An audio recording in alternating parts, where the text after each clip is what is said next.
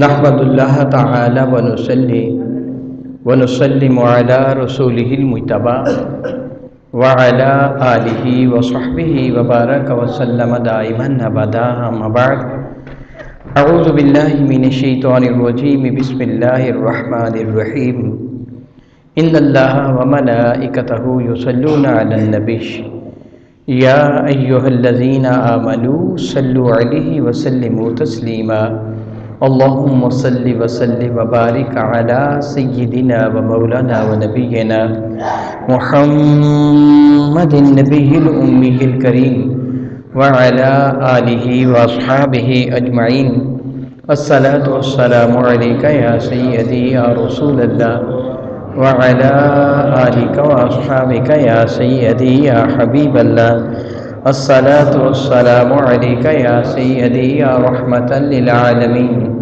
وعلی آلہ و اصحابہ یا سیدی یا سیدی یا سیدی یا شفیع المذنبین۔ نہایت معزز محترم احباب کرام قدر، الحمدللہ تعالی ثم الحمدللہ تعالی ثم الحمدللہ تعالی رب کائنات جل وعلا کا بہت ہی بڑا احسان و کرم ہے کہ خالق کائنات جل وعلا نے جو ہمیں یعنی مجھ کو اور آپ کو جو عقیدہ عطا فرمایا ہے وہ عین قرآن و سنت کے مطابق ہے۔ الحمدللہ تعالی ثم الحمدللہ تعالی ہر فرد بشر جو جس بھی مذہب کے ساتھ تعلق رکھتا ہے وہ اپنے لیے کچھ نہ کچھ دلائل ضرور رکھتا ہے، اسی بنا پر وہ اپنی زندگی کے روز و شب بسر کرتا ہے۔ آپ کسی یہودی سے پوچھ لیں وہ کہے گا میں سچا ہوں، کسی عیسائی سے پوچھیں وہ کہے گا میں حق پر ہوں، حتیٰ کہ کسی ہندو کسی سکھ سے پوچھیں وہ یہ کہیں کہ ہم سیدھی راہ پر ہیں۔ دنیا میں جتنے بھی مذہب ہیں، وہ ہندو ہے، سکھ ہے، کشتی ہے، زرتشت ہے، مجوسی ہے، وہ دہری ہے، کوئی بھی کیوں نہیں ہے، ہر کوئی اپنے مذہب کے لیے دلائل رکھتا ہے۔ لیکن یہ بات ناقابل تردید حقیقت ہے کہ الحمدللہ تعالی ثم الحمدللہ تعالی ان دین عند اللہ الاسلام کے اعتبار سے کائنات میں وہ دین جو اللہ تعالیٰ کا پسندیدہ ترین دین ہے وہ دین اسلام ہے، اور یہی حقیقی دین ہے۔ اور پھر اس دین متین دین اسلام میں بہت سارے الگ الگ گروہ مذہب پیدا ہو گئے، اور ہر وہ مذہب ہر گروہ والا وہ یہی دعویٰ کرتا ہے کہ میں سچا ہوں، ہر مذہب والا یہی دعویٰ کرتا ہے کہ میں سچا ہوں، وہ اپنے دامن میں کچھ دلائل رکھتے ہیں۔ لیکن الحمدللہ تعالی ثم الحمدللہ تعالی اللہ تعالیٰ کا بہت بڑا احسان اور بہت بڑا شکر ہے کہ رب کائنات نے ہمیں وہ دین عطا فرمایا جو دین اسلام ہے، اور وہ مذہب و عقیدہ عطا فرمایا جو صحابہ کرام اور اہل بیت مصطفیٰ کا عقیدہ اور مذہب تھا۔ بحمدللہ تعالی ثم الحمدللہ تعالی ہمارے عقیدہ اہل سنت کے مطابق اللہ تعالی بھی بے عیب ہے اور ہمارے رسول بھی بے عیب ہے۔ ہمارا یہ عقیدہ ہے نا، ہمارے سوا خود کو مسلمان کہلوانے والوں کا بعض کا عقیدہ یہ ہے کہ میں اللہ سے معافی مانگتا ہوں، یہ جملہ کہہ رہا ہوں، میں غلطی کہہ رہا ہے ممبر مصطفیٰ کریم پہ بیٹھ کر، آپ کا جی چاہے تو میرے پاس اصل وہ کتابیں جن کتابوں میں یہ لکھا ہوا ہے آپ دیکھ سکتے ہیں۔ مسلمان کہلوانے والوں کا عقیدہ ہے کہ اللہ تعالیٰ جھوٹ بولنے پر قادر ہے، یعنی اللہ تعالیٰ جھوٹ بول سکتا ہے، یہ عقیدہ ہے۔ رسول رحمت کے بارے میں عقیدہ ہے کہ نبی بے عیب نہیں ہے، ان سے بھی گناہ ہو سکتا ہے، نبی بے عیب نہیں ہے، یہ عقیدہ ہے۔ بحمدللہ تعالی ثم الحمدللہ تعالی ہم اہل سنت کا عقیدہ ہے کہ ہمارا اللہ بھی بے عیب ہے اور ہمارے نبی بھی بے عیب ہے۔ اللہ تعالیٰ کی جانب عیب کی نسبت بھی کرنا کفر ہے، اور میرے نبی کی طرف عیب کی نسبت کرنا بھی حرام ہے، قطعاً اس چیز کی اجازت نہیں ہے۔ معاذ اللہ تعالیٰ سوچیے ذرا، وہ اللہ ہی کیا ہوا کہ جس کے اندر عیب آ گیا؟ جو عیب والا ہے وہ اللہ کہلوانے کے لائق ہی نہیں ہے۔ اللہ وہ ذات بابرکات ہے کہ جس کی نسبت جس کی جانب عیب کی نسبت کرنا حرام نہیں، کفر ہے۔ بندہ مسلمان رہے گا نہیں اللہ تعالیٰ جل وعلا کی طرف عیب کی نسبت کرنے پر۔ اور ہمارا عقیدہ ہے اللہ تعالیٰ جل وعلا کے ساتھ ساتھ جس کو رب کائنات جل وعلا نے اپنا حبیب بنایا، اپنا محبوب بنایا، نبی آخر الزماں بنایا، سید المرسلین بنایا، خاتم النبیین بنایا، وہ بھی بے عیب ان کو بھی اللہ تعالیٰ نے پیدا فرمایا، ان کو بھی بے عیب بنا دیا رب کائنات جل وعلا نے۔ وہ معصوم ہے۔ معصوم کا معنی وہ ہوتا ہے کہ ایسی ہستی کہ جس سے گناہ کا صدور ممکن نہ ہو۔ بات سمجھنے کی کوشش کیجیے، ایک ہوتا ہے محفوظ، ایک ہوتا ہے معصوم۔ محفوظ وہ ہوتا ہے جو گناہ نہ کرے، اور معصوم وہ ہوتا ہے جو گناہ کر ہی نہ سکے، یعنی جس سے گناہ کا صدور ممکن نہ ہو، کہ جس کے دل میں گناہ کا خیال بھی پیدا نہ ہو۔ رب ذوالجلال نے میرے اور آپ کے کریم آقا صلی اللہ علیہ وسلم کو جب یہ ارشاد فرمایا تھا کہ وَأَنذِرْ عَشِيرَتَكَ الْأَقْرَبِينَ، اے محبوب مکرم علیہ السلام، یہ قرآن کریم کا مبارک ہے، وَأَنذِرْ عَشِيرَتَكَ الْأَقْرَبِينَ، اے محبوب اپنے قریبیوں کو، خاندان والوں کو، اپنے قبیلے والوں کو، اپنے شہر والوں کو، اپنی بستی والوں کو میری توحید کا ڈر سنائیے، ان کو بتائیے کہ اللہ تعالیٰ واحد لا شریک ہے، اگر تم نے میرا کہنا نہ مانا، تم نے نافرمانی کی، تو عذاب جہنم سے ان کو ڈرائیے، وَأَنذِرْ، ڈر سنائیے۔ میرے اور آپ کے کریم آقا نے جو عمل مبارکہ فرمایا تھا، زیادہ وضاحت میں جانے کی ضرورت نہیں، سارے اس واقعہ سے بہت اچھی طرح واقف ہیں کہ جبل صفا یا کوہ ابو قبیس پر کھڑے ہو کر میرے کریم آقا نے اہل مکہ کو پکارا تھا، سارے کے سارے حاضر ہو گئے تھے، واقعہ آپ کو یاد ہے نا؟ اور جب میرے نبی نے فرمایا تھا اگر میں کہوں کہ اس پہاڑ کے پیچھے پچھواڑے میں ایک بہت بڑا لشکر ہے جو تم پہ حملہ آور ہونے کو تیار ہے، میری بات کو مان لو گے؟ حقیقت کیا تھی کہ جبل ابو قبیس کے پیچھے پہاڑوں پر مکہ مکرمہ کا شہر آباد تھا، یہ لوگ اپنے گھروں سے اٹھ کے آئے تھے، ان کے گھر اس پہاڑ کے پیچھے تھے، اس کے پچھواڑے میں تھے۔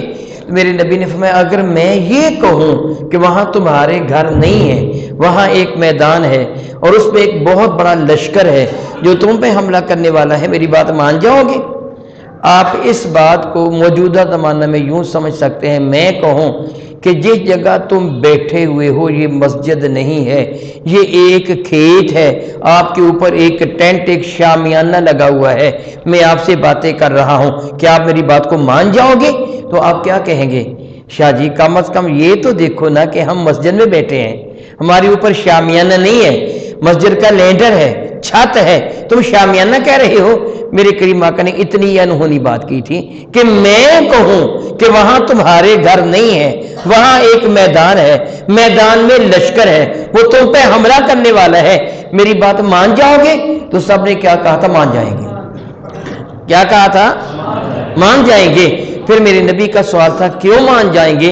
تو ان کا جواب یہ تھا کہ ہم نے 40 سال تک آزمایا ہے کہ آپ کی زبان سے کبھی جھوٹ نکلا ہے ہی نہیں۔ اتنی بڑی دلیل ہے کہ آپ کی زبان سے کبھی جھوٹ نکلا ہی نہیں۔ اگر آپ وہ بات کہیں گے نا جو ناقابل یقین ہے، ہم وہ بھی مان لیں گے کہ ہم اپنی عقل، اپنے دماغ، اپنے فہم، اپنے شعور، اپنی آنکھوں کا تو انکار کر سکتے ہیں مگر تمہاری زبان کا انکار نہیں کیا جا سکتا۔ تو جب انہوں نے میرے کریم آقا کی سچائی پر اس قدر یقین کا اعتماد و اظہار کیا تو پھر میرے کریم نے فرمایا تھا پھر سنو، کائنات کی سب سے بڑی سچائی یہ ہے کہ اللہ ایک ہے۔ سب سے بڑا سچ دنیا میں یہی ہے کہ اللہ ایک ہے۔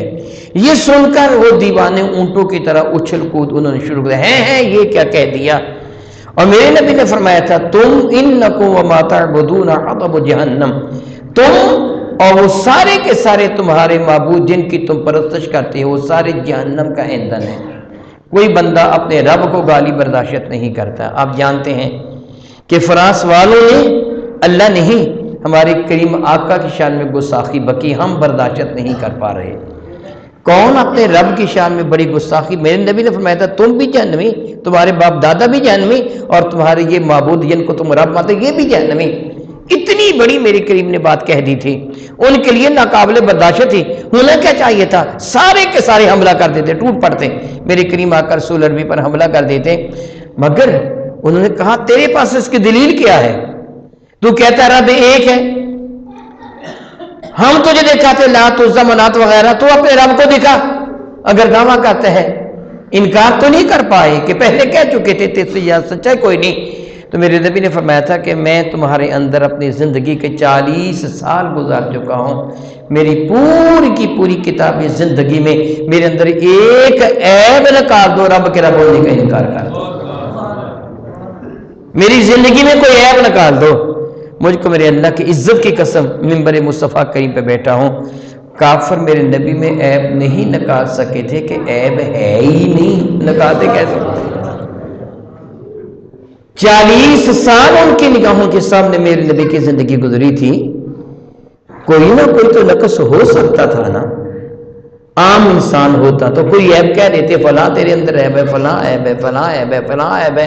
وہ سارے اہل مکہ کو مخاطب ہو کے میرے نبی نے فرمایا تھا، نہیں عیب نکال سکے کہ عیب ہے ہی نہیں۔ اللہ کی کائنات جل مجدہ نے میرے اور آپ کے کریم آقا رسول عربی شفیع معظم رحمت کون و مکان علیہ کو بے عیب پیدا فرمایا۔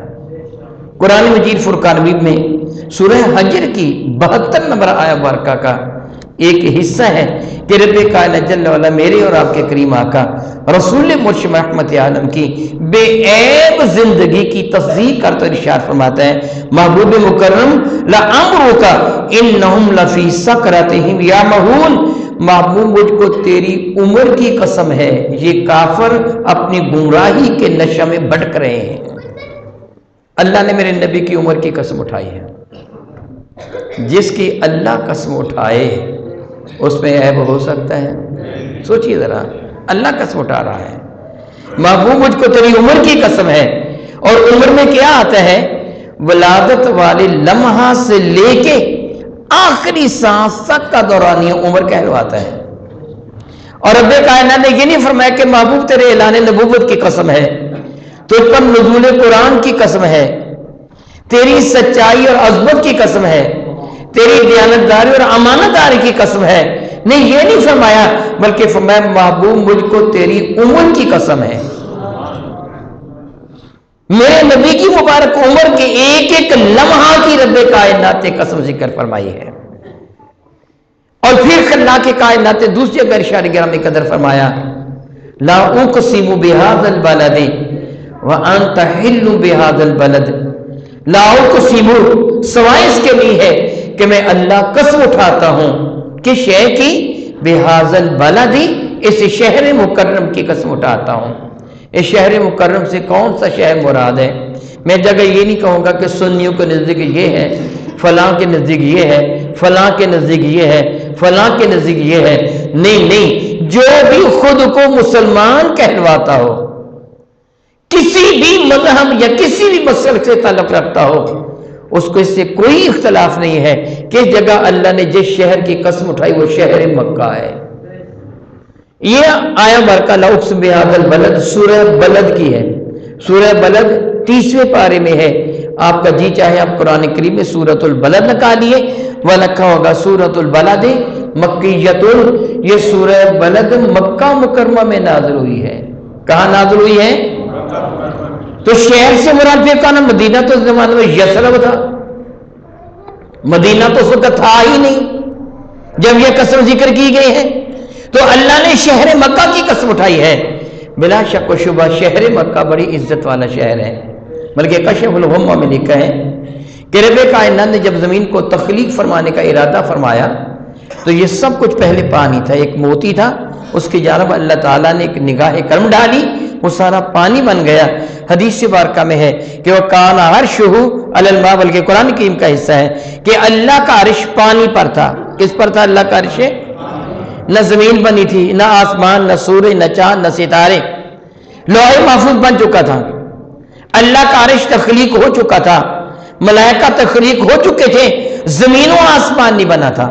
تو اللہ کا عرش کہاں تھا؟ کان عرشہ علی الماء، اللہ کا عرش کہاں تھا؟ پانی پر تھا، زمین و آسمان سرے سے تھے ہی نہیں۔ اب رب کائنات نے زمین کو تخلیق فرمانے کا ارادہ فرمایا، پہلے زمین بنی، آسمان بعد میں بنا ہے۔ زمین کو تخلیق فرمانے کا ارادہ فرمایا تو اللہ تعالیٰ نے قانون کے مطابق ہوا کو پیدا فرمایا، ہوا اس پانی پر چلی، موجیں اٹھی، تلاطم بپا ہوا، جھاگ بنی، اس جھاگ سے زمین بنائی گئی۔ کشف الغمہ میں امام شورانی نقل فرماتے ہیں سب سے پہلے جس جگہ جھاگ بنی تھی وہ وہی جگہ ہے جس جگہ آج حرم کعبہ موجود ہے۔ گویا زمین کی ابتدا ہی حرم کعبہ سے ہوئی ہے۔ اللہ تعالیٰ قرآن کریم میں فرماتا ہے ان اول بیت، ان بے شک اول بیت، پہلا گھر وضع للناس جو انسانوں کے لیے بنایا گیا، للذی ببکۃ مبارکہ، وہ شہر میں ہے جس کا نام مکہ مکرمہ ہے۔ حرم کعبہ بڑی عزت والا شہر ہے، نہ حرم مکہ بڑی عزت والا شہر ہے، اور حرم کعبہ مرکز عزت ہے جس پر ہمہ وقت 120 رحمتیں نازل ہوتی رہتی ہیں، جس کا طواف کرنے کے لیے اللہ کے فرشتے بھی آتے ہیں، جس کی زیارت کرنا بھی عبادت ہے۔ اس کے پہلو میں وہ پتھر ہے حجر اسود جو حضرت آدم جنت سے لے کے آئے تھے، اس کے قریب وہ پتھر ہے جس کو مقام ابراہیم کہتے ہیں، وہ بھی جنت سے آیا تھا حدیث مبارکہ کے مطابق۔ اس کے دامن میں زمزم کا پانی بھی ہے جو اللہ کے برگزیدہ پیغمبر کے قدموں کی خیرات ہے۔ یہاں صفا اور مروہ بھی ہے جس کے لیے قرآن کریم گواہی دیتا ہے ان الصفا والمروہ من شعائر اللہ، صفا اور مروہ اللہ تعالیٰ کی قدرت کے دلائل ہیں۔ عزت والا شہر، عظمت والا شہر، رب کائنات فرماتا لا اقسم بہذا البلد، معبود سوائے اس کے نہیں، میں قسم اٹھاتا ہوں اس شہر مکرم کی۔ جب سے ابراہیم علیہ السلام نے یہاں حرم کعبہ کو تعمیر کیا، جب سے اللہ تعالیٰ نے اس کو حرم قرار دیا ہے، جانور بھی اس کا احترام کرتے تھے، حرم احترام والا، حتیٰ کہ مرقوم ہے کہ اگر میرے کریم آقا کی بعثت شریفہ سے پہلے کی باتیں، زمانہ جاہلیت کی باتیں، جب ارد گرد جنگل تھا، بیابان تھا، حد نگاہ تک انسانوں کی آبادی کا نام و نشان تک نہ تھا، درندوں کا مسکن یہ جنگل تھا، شیر، بھیڑیے، ریچھ، درندے اس علاقہ میں رہا کرتے تھے۔ اگر کوئی درندہ، کوئی شیر، کوئی بھیڑیا، کوئی لگر بگر، کوئی جانور کسی جانور کا تعاقب کر رہا ہوتا، درندہ کسی ہرن کے پیچھے، کسی باراسنگے، کسی خرگوش کے پیچھے کوئی کتا ہی دوڑ رہا ہو، اگر وہ حدود حرم میں داخل ہو جاتا تو شکاری درندہ وہاں سے پلٹ جاتا تھا، حدود حرم اس کا شکار نہیں کیا کرتا تھا۔ اسی طرح اگر کوئی پرند شکاری پرندہ، کوئی شکاری پرندہ، باز، شکرا، شاہین، چیل، کوا، اگر کسی پرندے کے طاقت میں ہوتا، کسی کبوتر کے، کسی چڑیا وغیرہ ایسے جانور کے طاقت میں ہوتا، وہ پرندہ اڑتا ہوا حدود حرم میں داخل ہو جاتا تو یہ شکار کرنے والا پرندہ واپس پلٹ جاتا تھا۔ یہ حیا اللہ تعالیٰ نے پرندوں کے دلوں میں بھی حرم مکہ کا پیدا فرمایا تھا، حدود حرم کا پیدا فرمایا تھا۔ بڑی عزت والا شہر، جب رب کریم نے فرمایا کہ میں قسم اٹھاتا ہوں اس شہر مقدس کی، تو پھر اس کے پس منظر میں وہ ساری باتیں نہیں تھیں کہ جن کا ابھی میں نے تذکرہ کیا، اس کی عزت و عظمت کے اسباب جو ابھی میں نے بتائے ہیں وہ نہیں، بلکہ تذکرہ رب کریم نے کس چیز کا کیا محبوب؟ سبب قسم یہ ہے کہ وَأَنْتَ حِلٌّ بِهَذَا الْبَلَدِ، محبوب تو اس شہر میں رہتا ہے۔ پھر یہ نہیں کہ یہاں حرم کعبہ ہے، یہاں بھی زمزم کا کنواں ہے، یہاں حجر اسود ہے، یہاں مقام ابراہیم ہے، یہ شہر حرم مقدس ہے، یہاں صفا مروہ ہے جو ہماری قدرت کے دلائل ہیں۔ نہیں نہیں، وَأَنْتَ حِلٌّ بِهَذَا الْبَلَدِ، محبوب سبب قسم یہ ہے کہ تیرے قدم شہر کی گلیوں میں لگے ہیں۔ تو گویا رب کائنات میرے آقا کے نشانات قدم کی بھی قسم اٹھائی ہے، میرے نبی کی عمر کی بھی قسم اٹھائی ہے۔ تو گویا میرے نبی کا جو بھی قدم اٹھا ہے وہ ہدایت کی جانب اٹھا ہے، گمراہی کی جانب نہیں اٹھا۔ میرے نبی کا زندگی کا ایک ایک لمحہ وہ ہدایت پر مشتمل ہے۔ میرے نبی میں کوئی عیب نہیں، وگرنہ عیب والی شے کی قسم اللہ کبھی ذکر نہ فرماتا۔ خلاق کائنات میرے نبی کو بے عیب بنایا۔ آپ نے بحمد اللہ تعالی ایک مرتبہ بارہا سنا، رب کائنات کے ارشاد گرامی قدر بھی ہے، الم نشرح لک صدرک، اے محبوب مکرم کیا ہم نے آپ کے سینے کو کھولا نہیں؟ شرح کا لفظی معنی، تشریح کا لفظی معنی ہوتا ہے چیر پھاڑ کرنا، تشریح کا جو لفظی معنی ہوتا ہے نا وہ سرجری کرنا ہوتا ہے کہ کسی کی چیر پھاڑ کرنا، اس کو لفظ تشریح کہتے ہیں۔ جب کسی حرف کی تشریح کی جاتی ہے نا، گویا اس کو بالکل کھول کر سامنے رکھ دیا جاتا ہے۔ الم نشرح، کیا ہم نے آپ کے سینے کو کھولا نہیں؟ صدرہ کا، آپ کے سینے کو۔ آپ نے بہت مرتبہ سنا کہ میرے کریم آقا رسول عربی جب حضرت سیدہ حلیمہ سعدیہ کے ہاں تھے، پہلی مرتبہ شرح صدر وہاں ہوا تھا کہ میرے کریم آقا کے سینہ انور کو چیر کر قلب مقدس کو نکالا گیا تھا، ہے نا یاد آپ کو؟ اور پھر کیا کیا گیا تھا؟ حضور فرماتے میں دیکھ رہا تھا میرے سینے کو چیر کر اس کے اندر سے سیاہ لوتھڑا نکالا گیا اور پھر نور معرفت سے میرے دل کو بھر دیا گیا اور پھر میرے سینے میں رکھ دیا گیا۔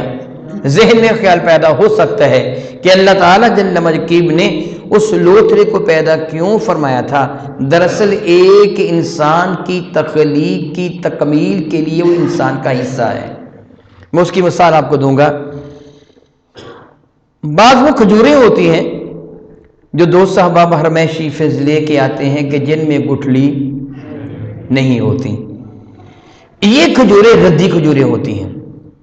جس طرح آپ انگوروں کا خوشہ خریدتے ہیں نا، بالخصوص آج کل مویز منقع جسے آپ کہتے ہیں، بڑے ذرا انگور، ان بڑے انگوروں میں جو بڑے بڑے دانے ہوتے ہیں ان سب میں گٹھلی ہوتی ہے کہ نہیں ہوتی؟ منقع کا لفظی معنی ہوتا ہے گٹھلی نکلی ہوئی شے۔ ہم اس کو منقع کہتے ہیں، اس کا نام اصل منقع نہیں، منقع ایک صفت ہے، اس کا اصل نام ہے مویز۔ منقع کہتے ہیں جس کی گٹھلی نکلی ہوئی ہو، بڑے انگور جس کی گٹھلی نکلی ہو منقع کہلواتا ہے۔ آپ دیکھیں گے ان بڑے بڑے انگوروں میں، موٹے موٹے انگوروں میں جو چھوٹے چھوٹے دانے ہوں گے ان کے اندر گٹھلی دیکھ لیں، آزما کر دیکھ لیں کہ جو بڑے بڑے دانے ہوں گے ان میں گٹھلی ہوگی، جو چھوٹے چھوٹے دانے ہیں ان میں گٹھلی نہیں ہوگی۔ پاکستان کیا یا دنیا میں جہاں کہیں بھی کھجوریں پیدا ہوتی ہیں جو بڑے بڑے خوشے ہوتے ہیں، جو ان میں اچھے اچھے موٹے موٹے دانے ہوتے ہیں ان میں گٹھلی ہوتی ہیں، جو مرے ہوئے چھوٹے چھوٹے دانے ہوتے ہیں ان میں گٹھلی نہیں ہوتی، وہ ردی کھجوریں ہوتی ہیں۔ اہل عرب یہ بکریوں کو ڈالا کرتے تھے۔ ہم پاکستان کے سادہ لوگ کہنے لگے جی یہ وہ کھجوریں ہیں جو حضور نے بغیر گٹھلی کے بوئی تھیں۔ ہم ان کو خریدنے لگے اور انہوں نے وہ مہنگی بیچنا شروع کر دی، حالانکہ یہ ردی کھجور ہوتی ہے۔ کھجور کے مکمل ہونے کے لیے گٹھلی کی ضرورت ہے، لیکن گٹھلی کھائی نہیں جاتی، اس لیے تکمیل انسان کے لیے قلب انور میں اس چیز کا پیدا ہونا ضروری تھا جسے رب کریم نے باہر نکال دیا۔ اور یہ وہ تھا جو دل میں خواہش پیدا ہوتی ہے۔ یہ کیا ہے جو دل میں خواہش پیدا ہوتی ہے؟ رب کائنات نے اس چیز ہی کو میرے نبی کے دل سے نکال دیا۔ اب جس طرح فرشتوں کے ہاں کسی برائی کا تصور نہیں کہ فرشتے کے دل میں کسی خواہش کا پیدا ہو، اسی طرح میرے نبی کو بھی رب کائنات نے معصوم قرار دے دیا۔ نمبر 2، ایک تو یہ ہو گیا۔ نمبر 2، صحیح مسلم کی حدیث بارکہ ہے، راوی حضرت سیدنا عبداللہ بن مسعود ہے رضی اللہ تعالی عنہ۔ میرے اور آپ کے کریم آقا تاجدار اربجم شفیع معظم رحمت عالم صحابہ کرام کے اندر خطبہ ارشاد فرما رہے تھے۔ خطبہ ارشاد فرماتے میرے کریم آقا رسول اللہ نے فرمایا کہ ما منکم من احد الا وقد وکل به قرینہ من الجن وقرینہ من الملائکہ۔ میرے نبی فرمان گے تم میں کوئی بھی ایسا نہیں ہے، اولاد آدم میں کوئی فرد بشر بھی ایسا نہیں، حتیٰ کہ آدم علیہ السلام خود بھی، مگر یہ کہ جب ان کو اللہ نے پیدا فرمایا تو ان کے ساتھ ایک شیطان اور ایک فرشتے کی ڈیوٹی لگا دی ہے۔ ہر فرد بشر کے ساتھ، ہر نبی کے ساتھ بھی، حضرت آدم کے ساتھ بھی ایک فرشتے کی ڈیوٹی اور ایک شیطان کی ڈیوٹی۔ کیا بات ہے؟ میں نے کہا ایک فرشتے کی ڈیوٹی اور ایک اپنی مرضی سے نہیں کہہ رہا، اپنی مرضی سے کہوں گا تو گناہ ہو جائے گا۔ میرے نبی نے فرمایا، صحیح مسلم کے حدیث بارکہ ہے، میرے نبی نے فرمایا ہے۔ یاد رکھیے یہ جو شیطان ہمیں ورگلاتا ہے نا، ہمیں گناہ پر برانگیختہ کرتا ہے، وہ ڈائریکٹ نہیں انڈائریکٹ کرتا ہے کہ اس کا ساتھی ہمارے ساتھ ہے۔ اور میرے نبی کا ارشاد گرامی قدر، وہ خون میں اس طرح دوڑ رہا ہے جس طرح تیرے خون دوڑتا ہے، چیونٹی سے بھی باریک چال وہ چل رہا ہے، اس کے ذریعے سے اس طرح عمل کرتے ہیں۔ کبھی کبھار، آج کل تو چوریاں نہیں ہوتی، ڈاکے ہوتے ہیں نا، پہلے جب چوریاں ہوا کرتی تھی لوگ کیا کہتے تھے؟ چوروں کے ساتھ گھر کا بھی کوئی فرد ملا ہوا ہے. کہتے تھے نا گھر کا کفر ساتھ ہے. یہ جو گھر کا بھیدی ہے نا یہ تباہ کرتا ہے. وہ شیطان جو میرے ساتھ پیدا ہوا, جو آپ کے ساتھ پیدا ہوا, وہ ابلیس کا چیلا نمائندہ, وہ ابلیس اس کے ذریعے سے ہمیں گمراہ کرتا ہے, ڈائریکٹ نہیں انڈائریکٹ گمراہ کرتا ہے. اور ایک فرشتہ پیدا ہوا, اللہ تعالیٰ نے پیدا کیا, وہ فرشتہ جس کو ہم نفس امارہ نفس مطمئنہ کہتے ہیں, جس کو ہم قوت بہمیہ اور قوت ملکوتیہ کہتے ہیں, ملک فرشتوں کو کہتے ہیں. ایک فرشتہ پیدا ہوا جو انسان کو نیکی کی ترغیب دیتا ہے. ایک شیطان اس کے ساتھ ہے جس کو گناہ کی ترغیب دیتا ہے. جو شیطان کا زیادہ کہنا مانتا ہے زیادہ گناہ کرتا ہے, برا ہوتا ہے.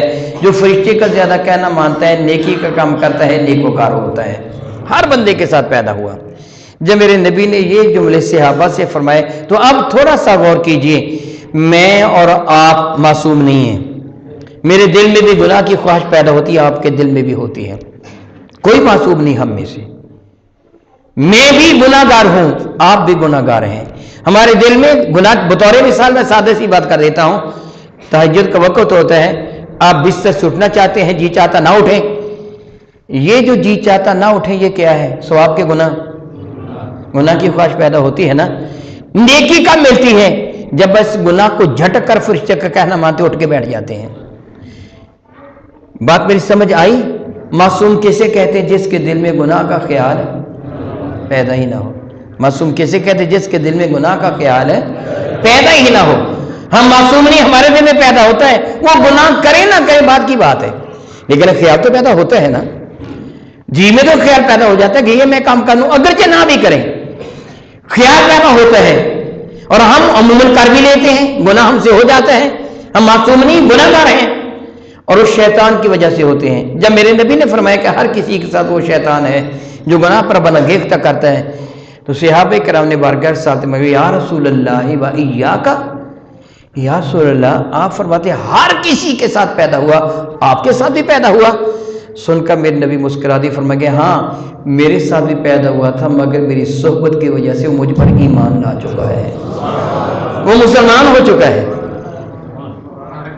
وہ کیا؟ وہ میرے نبی نے فرمایا, امام باقی نے شعب الایمان میں نقل فرمایا کہ میرے کریم فرماتے ہیں آدم کا شیطان کافر تھا, مجھ مصطفیٰ کا شیطان مجھ پر ایمان لا چکا, وہ مومن ہو چکا ہے. اب وہ شیطان ہی رہ گیا. تو ہم ذرا چشمے تصور میں ایک منظر لے کے آئیں. مجھے بتائیں قلب انور سے وہ خواہش کی بھی نکال دی گئی, شیطان بھی مسلمان ہو گیا, اب گناہ ممکن ہوگا؟ بتائیے بھلا, عیب ممکن ہوگا؟ الحمدللہ تعالی ہمارا یہی عقیدہ ہے کہ ہمارے نبی بے عیب ہیں. ہمارا یہی ایک ہوتا ہے ویسے ہی محبت میں کہہ دینا.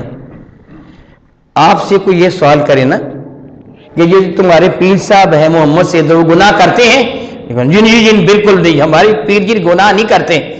یہ مبالغہ ہوتا ہے, سچ نہیں ہوا کرتا. بندہ معصوم نہیں ہے, مگر آپ اللہ کی عزت کی قسم اٹھا کہہ سکتے ہیں میرے نبی گناہ نہیں کرتے, کہہ سکتے ہیں. آپ اپنے استاد کے لیے, اپنے پیر کے لیے جملہ کہیں گے تو جھوٹ ہوگا, ممکن ہی نہیں ہے. انسان ہوتے گنراتے سے یہ بے عیب نہیں ہے, عیب ہے اس کے اندر. آپ اللہ کی قسم اٹھا کے کہہ سکتے میرے نبی بے عیب ہیں کہ دو ہی چیزیں تھیں نا جو عیب کی طرف مائل کرنے والی تھی. ایک بدن کی خواہش جو دل میں پیدا ہوتی ہے, اللہ نے اس کو بھی نکال دیا. ایک ساتھ کا شیطان جو گناہ کی ترغیب دیتا ہے, اللہ نے اس کو ویسے ہی مسلمان کر دیا.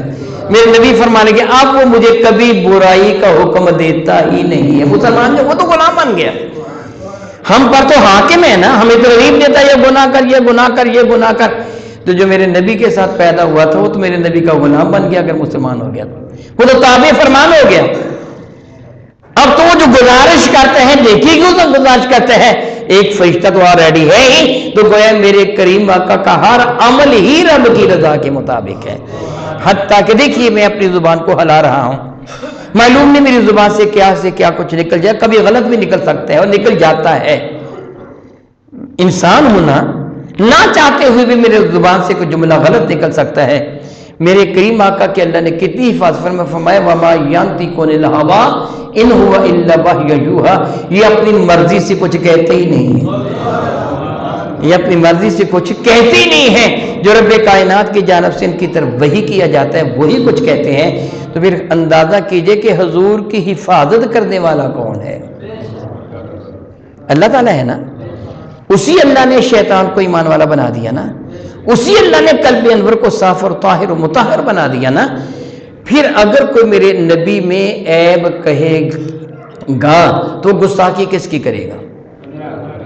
ہاں بالکل آپ نے شاباش سچ کہا، پھر وہ گستاخی میرے نبی کی نہیں کرے گا، گستاخی میرے اللہ کی کرے گا کہ اللہ تعالیٰ نے شیطان تو شیطان رہا، قرآن کریم میں ہے میرا اللہ فرماتا واللہ یعصمک عن الناس، میں اللہ آپ کو لوگوں کی شرارت سے بھی بچا کے رکھوں گا۔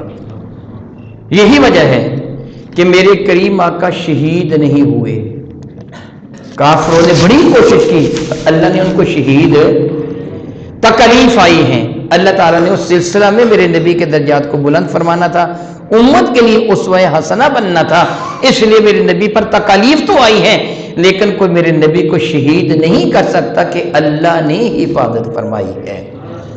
تو اگر کوئی شہید کر دیتا تو پھر کیا ہوتا؟ اللہ کی حفاظت میں نقص آتا۔